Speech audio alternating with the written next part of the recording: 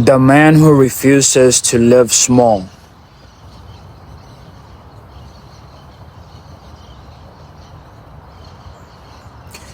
There comes a moment in a man's life that doesn't look dramatic from the outside. No lighting, no applause, no music. It's usually quiet.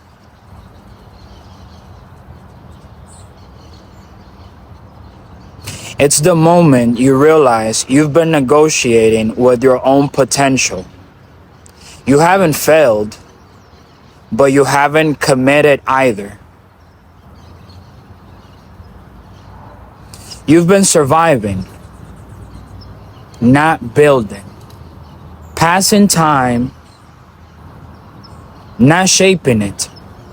Waiting for clarity instead of creating order. And deep down, you know it. Because every man knows when he's living beneath his standard. The body knows. The mind knows. The soul knows. And that longer you ignore it, the heavier life becomes. Not because life is cruel, but because responsibility has been avoided. See, men don't fall apart from pressure. They fall apart from lack of meaning. A man without a clear aim will numb himself.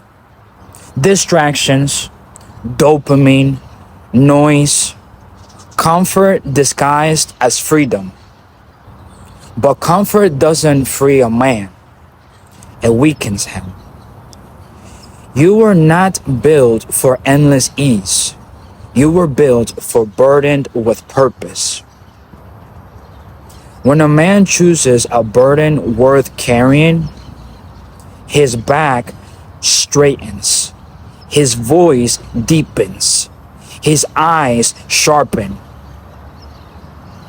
This is ancient knowledge, older than money, older than governments, older than trends.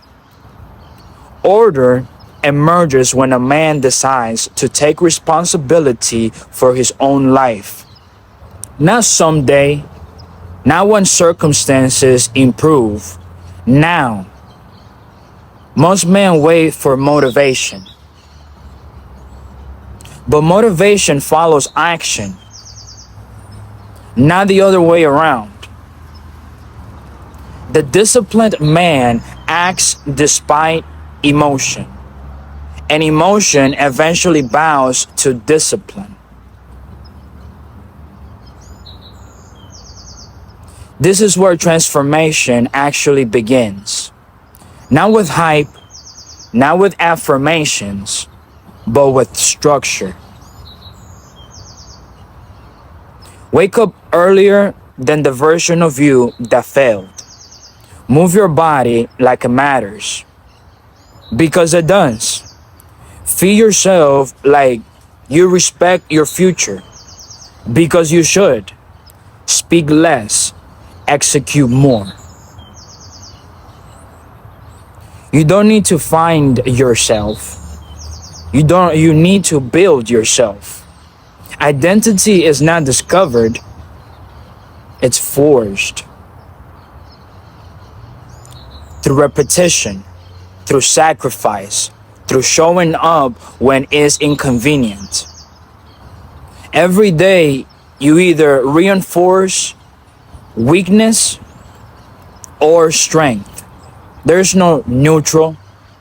And here's the truth. Most people avoid. Your financial situation is not separate from your character. Your body is not separate from your discipline. Your relationships are not separate from your standards. Chaos clutters, but so does order. When a man cleans up one area of his life, others begin to align. This is why money matters. not for ego, but for freedom, stability, and capacity. A man without financial control lives reactively. A man with income leverage lives intentionally. And no, you don't need luck. You need skills, systems, consistency.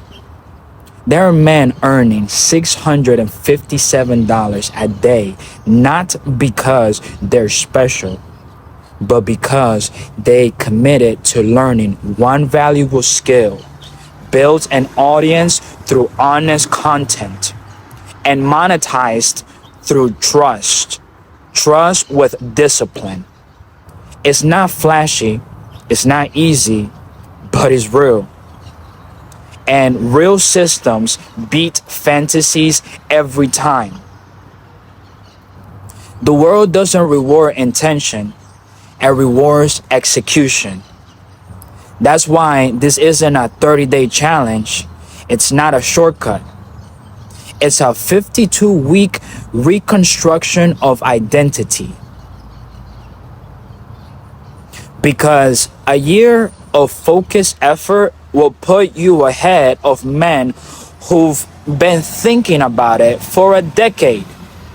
Week by week, you build physical strength, mental clarity, financial structure, moral backbone. You don't chase motivation, you install habits. You don't chase confidence, you earn self-respect. And something powerful happens when a man keeps promises to himself. He stops lying, he stops coping, he stops shrinking. Faith begins to return, not as words, but as alignment.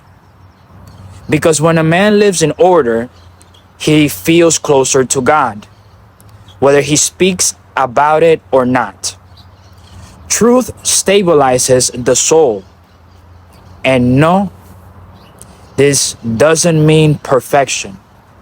It doesn't mean perfection. It means direction. You don't need to outrun everyone. You just need to stop standing still. The man who wins is not the loudest. He's the most consistent. And eventually, people notice, not because you announced it, but because your presence changes. Your silence has weight. Your words have precision. Your time has value. You no longer live for approval.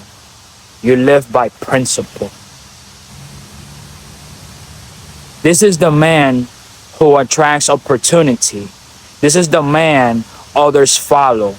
This is the man his future children respect. Not because he was flawless, but because he refused to live small. And if something in you feels exposed hearing this, good. That's not guilt. That's truth calling you upward. You already know what to do. Clean up what you've been avoiding. Commit to the year. Build the system. Carry the weight.